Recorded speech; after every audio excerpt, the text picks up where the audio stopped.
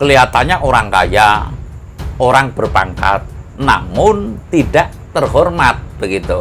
Lah ini kita harus fair, jujur semestinya bahwasanya keadaan sekarang itu memang demikianlah. Kalau berceramah itu seolah-olah itu manis sekali dan seolah-olah sudah mengajak kepada kebaikan, pagi, siang, malam, sore, bahkan malam, suara-suara dengungan mengajak ke jalan Tuhan itu sudah luar biasa menurut saya, sampai mohon maaf kata kasarnya itu sampai bising mendengarkannya.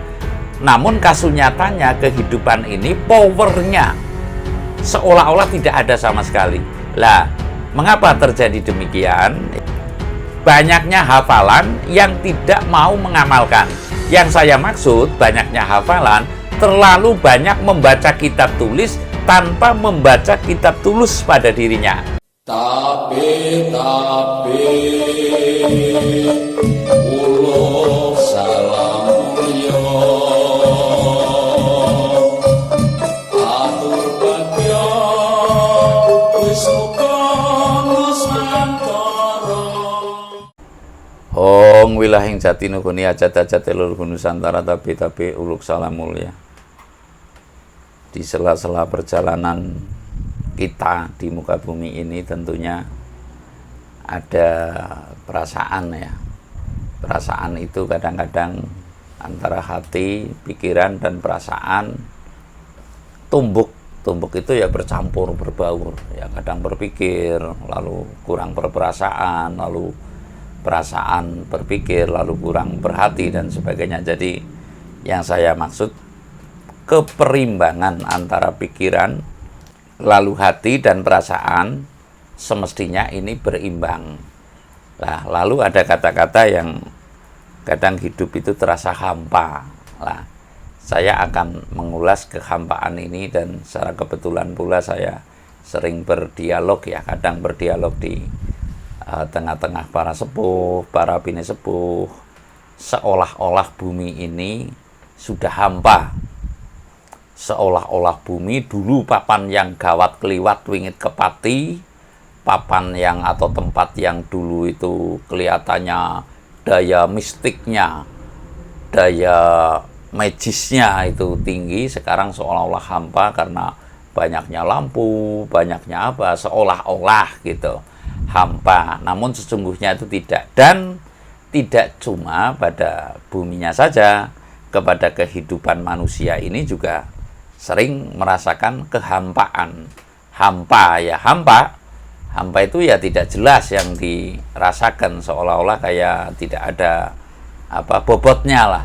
Tidak ada bobot ya, sangat ringan, baik itu dalam ucapan, baik itu dalam kehartaan. Yang saya maksud begini, kelihatannya orang kaya namun sekarang tidak kajen. Kelihatannya orang kaya, orang berpangkat, namun tidak terhormat begitu. Lah ini kita harus fair, jujur semestinya bahwasanya keadaan sekarang itu memang demikianlah. Mengapa? Apa gunanya seolah-olah? Seolah-olah mestinya kita tanda tanya lagi. Seolah-olah banyaknya tempat ibadat yang bagus-bagus ya, banyaknya seolah baju yang bagus-bagus, perilaku yang kelihatannya mulus-mulus ya, dengan kata-kata yang manis, yang manakala berceramah itu seolah-olah itu manis sekali dan seolah-olah sudah mengajak kepada kebaikan, pagi, siang, malam, sore, bahkan malam, suara-suara dengungan mengajak ke jalan Tuhan itu sudah luar biasa menurut saya, sampai mohon maaf kata kasarnya itu sampai bising mendengarkannya. Namun kasus nyatanya kehidupan ini powernya seolah-olah tidak ada sama sekali. Lah, mengapa terjadi demikian? Ya, saya tidak akan menyinggung ke ranah yang ibaratnya suku, agama, dan ras, itu enggak. Namun kita juga perlu introspeksi. Artinya saya di sini mengatakan perlu introspeksi, mawas diri secara seksama, dalam artian kemana kita itu akan melangkah agar hidup itu ada powernya, hidup itu ada bobotnya, ibadat itu juga ada bobotnya. Lalu lagi kita melaksanakan kewajiban-kewajiban yang lain juga ada bobotnya. Mengapa terjadi demikian yang saya maksud? Sedangkan bacaan ayat-ayat suci itu sudah di mana-mana. Ya sudah saya katakan pagi, siang, sore, bahkan malam, bahkan ajakan ke arah kebaikan, tempat ibadat juga sudah baik-baik. Namun yang ibadat itu hanya setitik, taruhlah kalau pagi ya paling 3, kalau sore paling 7. Ya nanti berduyun-duyun pas hari raya ibaratnya atau hari raya apapun gitu. Itu seolah-olah banyak, namun prakteknya bobot ibadat itu sekarang sudah nyaris terasa tidak ada lah. Lah saya akan mengulas apakah kita sedang tidak keliru nih rembuk ya. Artinya banyaknya hafalan yang tidak mau mengamalkan. Yang saya maksud banyaknya hafalan terlalu banyak membaca kitab tulis tanpa membaca kitab tulus pada dirinya. Artinya sesungguhnya setiap manusia menurut saya setelah dibekali kitab, yaitu kitab roso. Ya, ini kitab roso, rumongso yang berpondasi kepada ketulusan. Artinya kitab tulus, roso ini kan nggak mau bohong. Artinya kalau manis, rasa kita merasakan manis. Kalau pahit, merasakan pahit. Kalau asin, kita pun merasakan asin. Lah ini kitab tulus telah ditinggalkan dalam membacanya. Yang didengung-dengungkan, yang dibesar-besarkan adalah membaca kitab tulis. Dan lalu nanti tentunya dengan jangkauan yang membaca kitab tulis ini, arahnya ini ya hafalan. Lalu setelah hafalan agar dipuja, nggak mau dicela. Ini sebuah kelemahan. Jadi manusia maunya dipuja, nggak mau dicela. Padahal celah itu ya diantaranya celah ya. Celah itu diantaranya celah untuk memperbaiki kualitas diri kita, bukan kuantitas.